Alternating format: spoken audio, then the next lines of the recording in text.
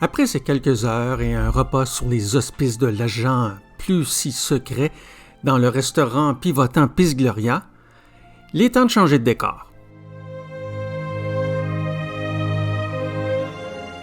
Que ces contrastes sont spectaculaires. Il y a encore un peu de neige au sommet.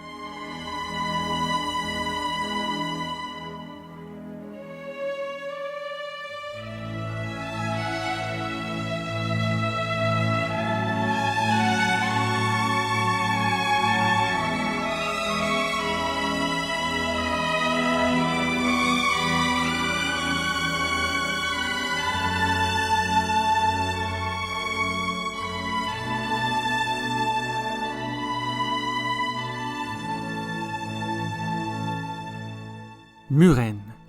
Cet ancien hameau, fondé par les Vassler et fleuri à souhait, surplombe la vallée de Lauterbrunnen à 1650 mètres d'altitude.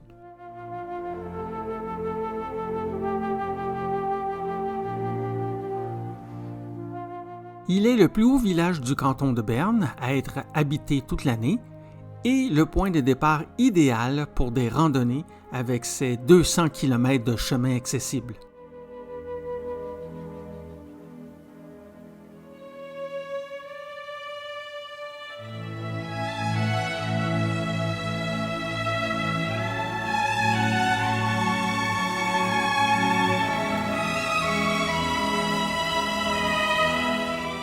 Les chutes du Trummelbach.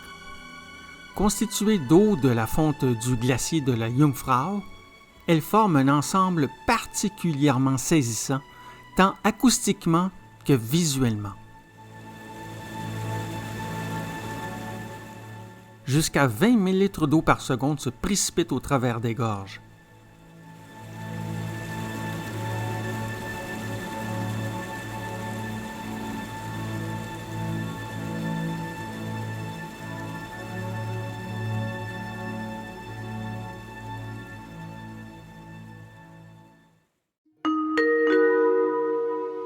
Mesdames, Messieurs, découvrez l'offre variée du restaurant dans la voiture au milieu du train.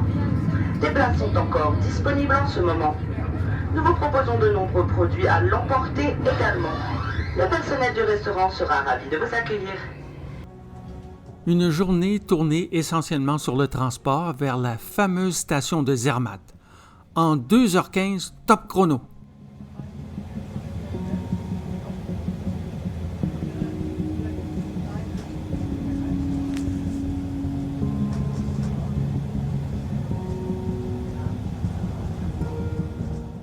On dit donc au revoir, et non adieu, au lac de Thun, à bord de notre train, qui nous dépose promptement à la gare de Spiez.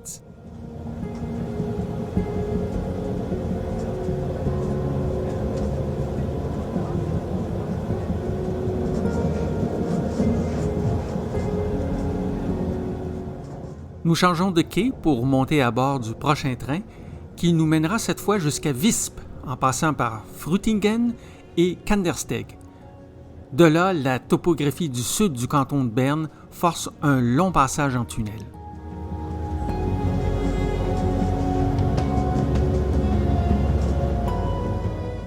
Nous quittons donc le canton de Berne pour rejoindre celui du Valais, dans lequel Visp se situe.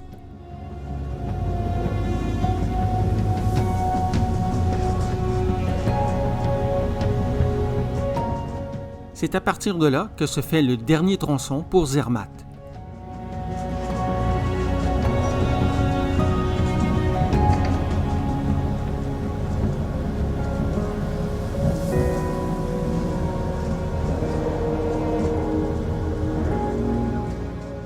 On ne se lasse tout simplement pas de ces vues. À tout coup, le voyageur est émerveillé par ce chapelet de villages au pied des Alpes.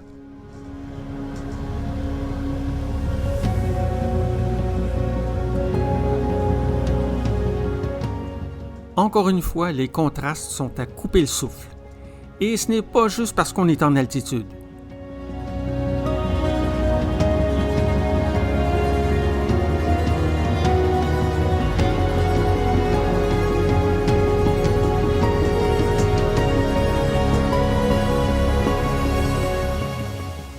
l'efficacité du système suisse m'impressionne toujours.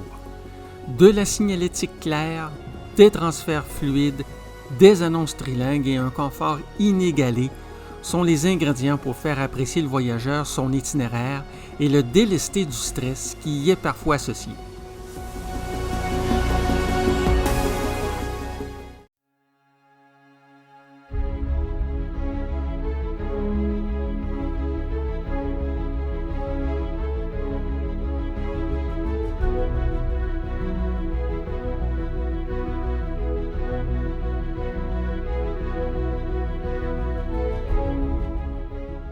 Sa Majesté le Cervin s'éveille et annonce dignement une nouvelle journée de découverte.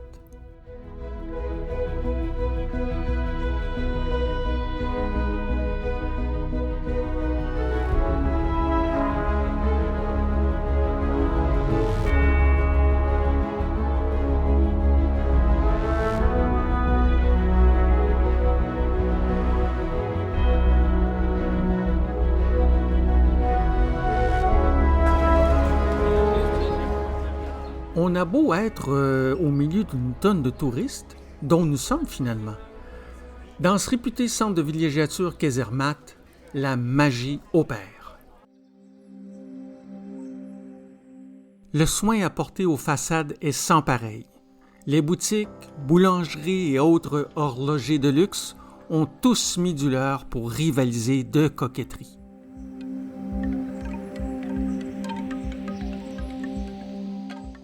La rue de la Gare, ou Bahnhofstrasse, est le tronçon commercial coquet et achalandé de l'endroit.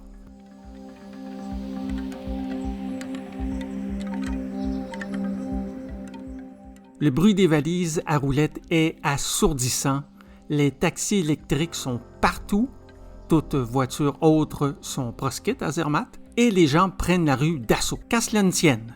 Quand on arrive à prendre une place sécuritaire sur les trottoirs, on respire mieux. Les traditionnels chalets suisses en bois avec gravure en lettres gothiques fleuries sont partout.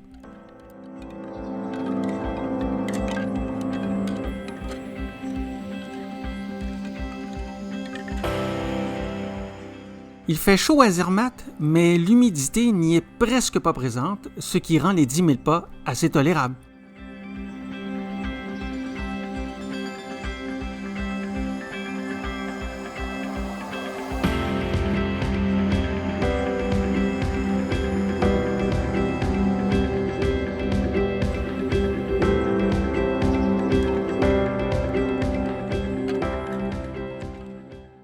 Nous étions à temps pour assister à une prestation de joueurs de corps des Alpes.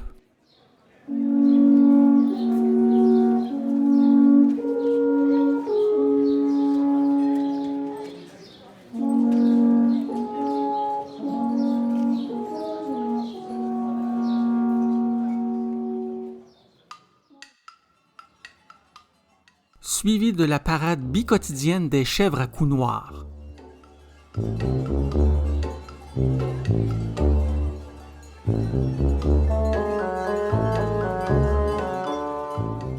Elles prennent ainsi de l'exercice et avancent à coups de carotte.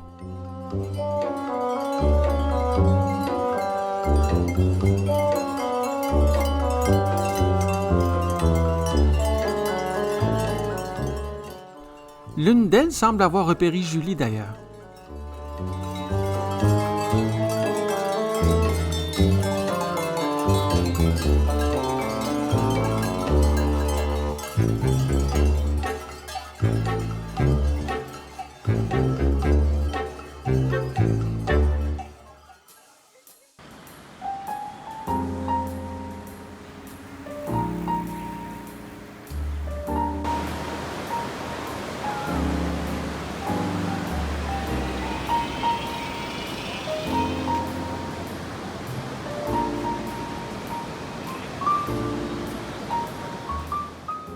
Le son que l'on entend en arrière-plan est celui de la Vispa, ce courant d'eau qui traverse Zermatt et qui nous a accompagnés tout le long de notre séjour.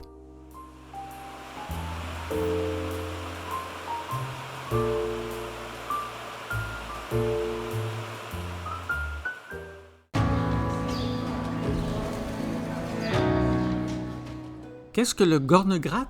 Tout simplement, il est considéré comme le sommet panoramique de Zermatt.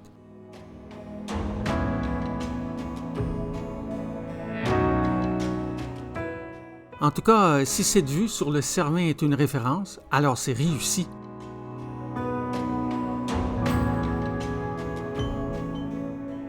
Situé à environ 4 km au sud-est de Zermatt et entouré de 29 montagnes de 4000 mètres, dont ceux du mont Rose, du Cervin et du Liscam, il culmine quant à lui à 3100 mètres.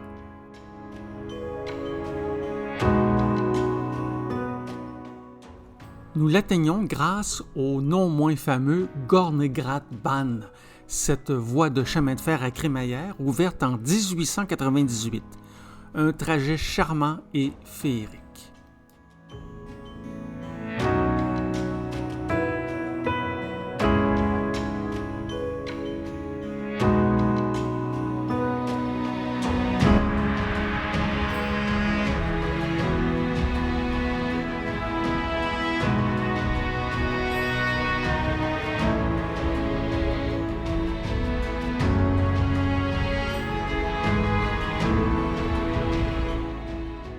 On aurait pu aussi choisir de gravir le sommet depuis Zermatt en 4 à 5 heures par des chemins de randonnée, mais bof, on passera notre tour.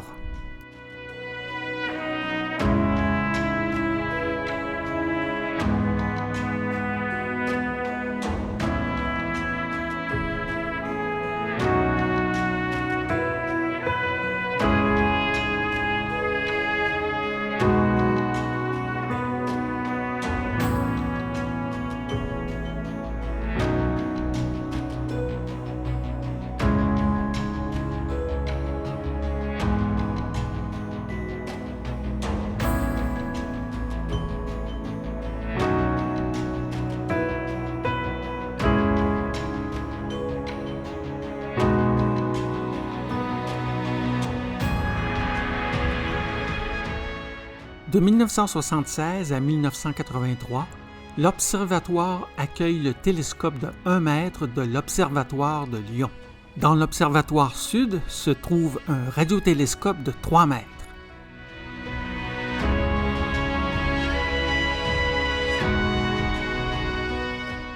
Ces amusantes tours de pierre sont construites par les visiteurs qui rivalisent d'audace. C'était qui bâtira la plus haute?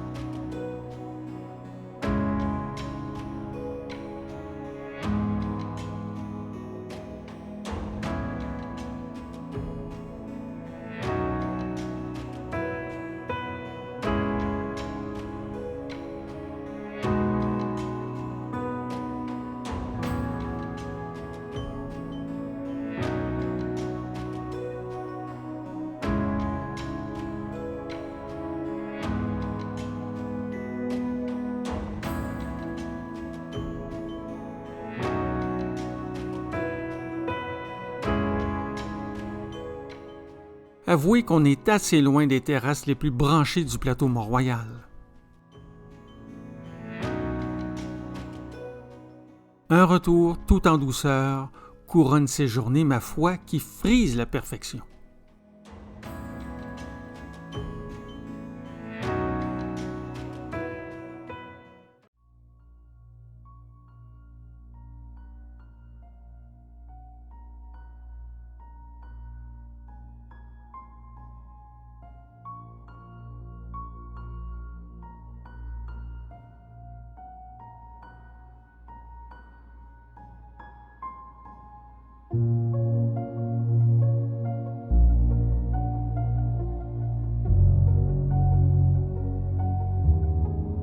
Bonjour et bienvenue au Matterhorn Glacier Ride 2.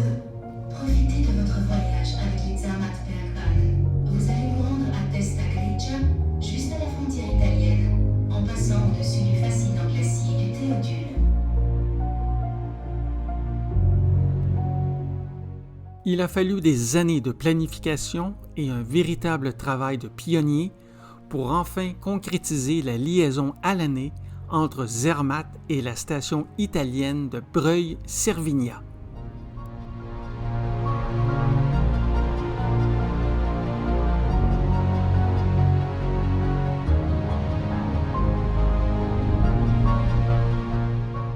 Le Alpine Crossing 2, comme il est officiellement désigné, est la plus haute traversée des Alpes en télécabine entre deux pays.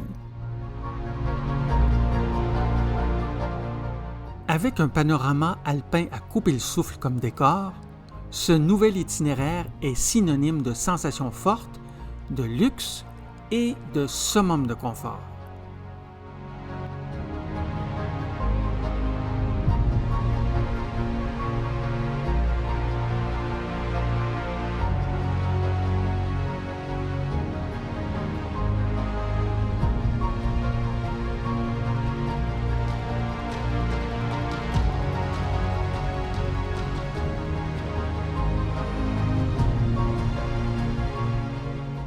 Nous voici au sommet. L'air est pur et bon. Voici donc le moment idéal pour prendre une pause, admirer et surtout pour prendre conscience de la chance d'être ici, maintenant.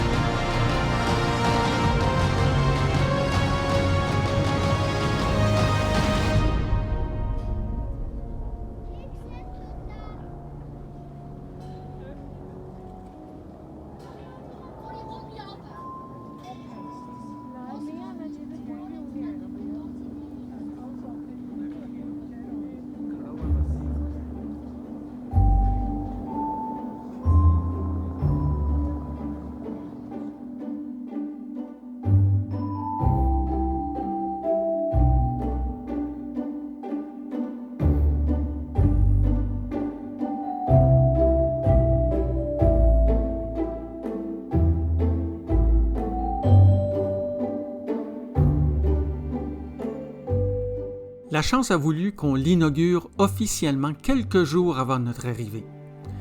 Il ne nous en fallait pas plus pour que cette traversée époustouflante fasse partie de notre voyage.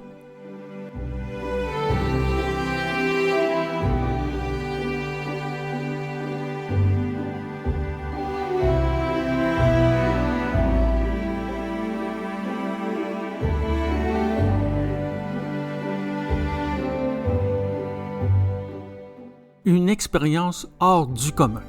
Joindre par les airs les envoûtants paysages montagneux de la Suisse et de l'Italie avec sa majesté, l'incontournable Cervin qui nous guide. Nous profitons de l'occasion pour nous restaurer du côté italien dans une charmante petite trattoria avant de refaire le chemin inverse.